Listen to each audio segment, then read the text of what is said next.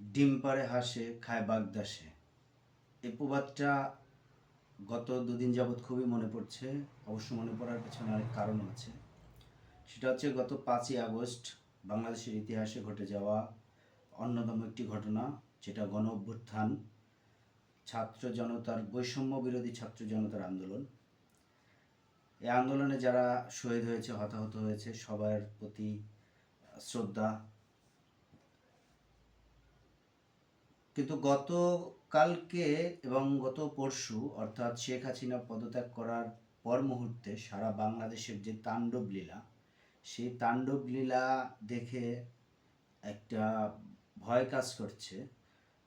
হ্যাঁ, একটা সরকার অভ্যুত্থানের পরে কিছুটা ঘটনা অঘটনা হবেই, কিন্তু যেই পরিমাণ তাণ্ডব লীলা হয়েছে, যে পরিমাণ লুট হয়েছে, সেই লুটগুলো কিন্তু খুব ভাবার একটা ব্যাপার আছে। এই আন্দোলনটা শুরু হয়েছিল কোটা সংস্কার আন্দোলন, পরবর্তীতে চূড়ান্ত আন্দোলন যখন হয় তখন ছিল বৈষম্য বিরোধী ছাত্র জনতার আন্দোলন। অর্থাৎ এই স্বৈরাচারী শেখ হাসিনাকে উৎখাতের জন্য বাংলাদেশের বিরোধী দলগুলো কিন্তু প্রচুর পরিমাণ তাদের রাজনৈতিক যে কৌশল, আন্দোলন, এগুলো অনেকটাই করেছে, কিন্তু কখনো সফল হতে পারেনি। তো সেক্ষেত্রে ছাত্র আন্দোলনটা একটা পর্যায়ে রূপ নিয়ে ছাত্র জনতার আন্দোলন হয় এবং সর্বশেষ শেখ হাসিনা পালাতে বাধ্য হয়। সেটা একটা দাবির উপরে ভিত্তি করে, সেটা হচ্ছে বৈষম্য। একটা বৈষম্য যে বিদ্যমান ছিল সেটা তো আমরা সবাই উপলব্ধি করতে পারছি, কিন্তু অভ্যুত্থানের পর মুহূর্তের যে ঘটনাগুলো ঘটে যাচ্ছে সেটা কিন্তু খুবই একটা বা কিছুটা ভয়ের ব্যাপার আছে। সেটা হচ্ছে যে যেমন যে পরিমাণ লুট হয়েছে, এটা কিন্তু খুবই দুর্ভাগ্যজনক। তারপরে বঙ্গবন্ধুর মুরাল ভাঙা হয়েছে, এটাও খুব দুঃখজনক, কারণ শেখ হাসিনা আর বঙ্গবন্ধুর মধ্যে পার্থক্য আছে।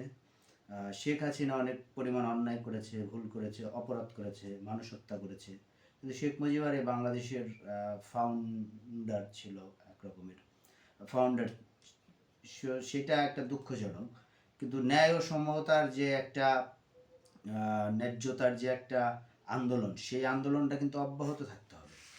এই কারণে অব্যাহত থাকতে হবে যে পেশি শক্তির যে একটা উত্থান ছিল, সেই পেশি শক্তির উত্থানকে দাবায়ানোর জন্য যেই অভ্যুত্থান, তার পরবর্তীতে আবার শুধুমাত্র একটা প্রেক্ষাপট চেঞ্জ হওয়ার কারণে পেশি শক্তিটা উল্টে গেল। অর্থাৎ পেশি শক্তিটা যদি না কমে যায়, তাহলে কিন্তু সেই ন্যায্যতা, সাম্যতা, সেই জিনিসটা থাকবে না। তাহলে কিন্তু সেই বৈষম্যটা থেকেই যাবে। কারণ শুধু দেখা যাচ্ছে একটা দলের পেশি শক্তি ছিল, সেটা উলটপালট হয়ে আর অন্য কিছু পেশি শক্তি দাঁড়ায় গেছে। সো সেইটা কিন্তু খুবই হতাশাজনক হবে, যে পেশি শক্তির শুধুমাত্র পরিবর্তন হয়েছে, বন্ধ হয়নি। সো সেই জায়গাটা থেকে বর্তমানে যে ইন্টেরিয়ার যে সরকার গঠন হচ্ছে, সেই সরকারের উপরই অনেকটা নির্ভর করবে যে আসলে আগামীর বাংলাদেশ কীভাবে হবে। কারণ এই মুহূর্তে বাংলাদেশ একটা এক রকমের আবার জন্ম, মানে ভুল হবে যে জন্ম নেওয়াটা অনেকে দ্বিতীয় স্বাধীনতা বলছে। আসলে স্বাধীনতা আমাদের একটাই, শুধু শত্রুকে তাড়ানোটাই ব্যাপার ছিল। তো সেই জিনিসটাকে মূলত ন্যায়সঙ্গত সাম্যতার যে সমাজ, সেইটা প্রতিষ্ঠার জন্য যে ইন্টেরিয়ার গভর্নমেন্ট আসতেছে, হয়তো তারা অনেকটা কাজ করবে এবং পরবর্তীতে সেই ছাঁচে পড়ে অন্যান্য নির্বাচিত সরকারগুলো সেইভাবে যাবে। এটা একটা ব্যাপার।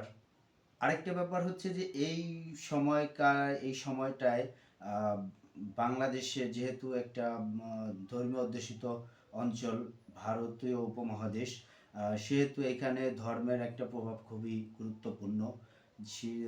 একদিকে খেয়াল রাখতে হবে যে আবার সেই মৌলবাদী শক্তির উত্থান যাতে না হয়, যে আমরা আমাদের যে অনুভূতি, ধর্মীয় অনুভূতি, সেটা নিয়ে যেন কেউ কাজ না করতে পারে, মানে সেটাকে কেউ খারাপ ব্যবহার না করতে পারে, সেই ব্যাপারগুলোকে খেয়াল রাখতে হবে। পেশি শক্তির ব্যাপারটা খেয়াল রাখতে হবে। পেশি শক্তির যে কথা বলা হচ্ছিল, সেটা হচ্ছে যে ইতিমধ্যেই দেখা যাচ্ছে যে অনেকেই আহ, রাজনৈতিকভাবে আহ, খুব এগিয়ে আসার চেষ্টা করছে, আহ, এবং অনেকেই আহ, আবার তৈরি হচ্ছে।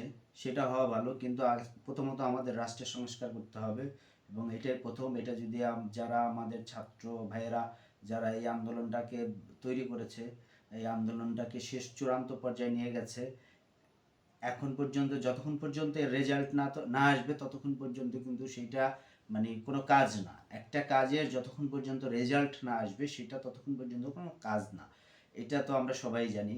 তো সেই জায়গাটায় ছাত্র ভাইয়েরা নজর রাখবে। তারপরে প্রধান উপদেষ্টা হিসাবে ডক্টর মোহাম্মদ ইউনূসকে মেনশন করা হয়েছে এবং চূড়ান্ত করা হয়েছে।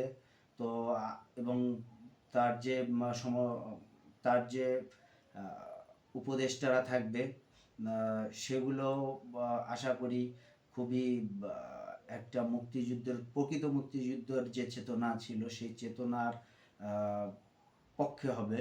অর্থাৎ প্রকৃত মুক্তিযুদ্ধটা যেই কারণে হয়েছে, যেইটার উপর ভিত্তি করে হয়েছে, এবং একই ধারায় কিন্তু এইবারের 2024-এর এই অভ্যুত্থানটাও কিন্তু অনেকটাই সেই একই ধারায় হয়েছে।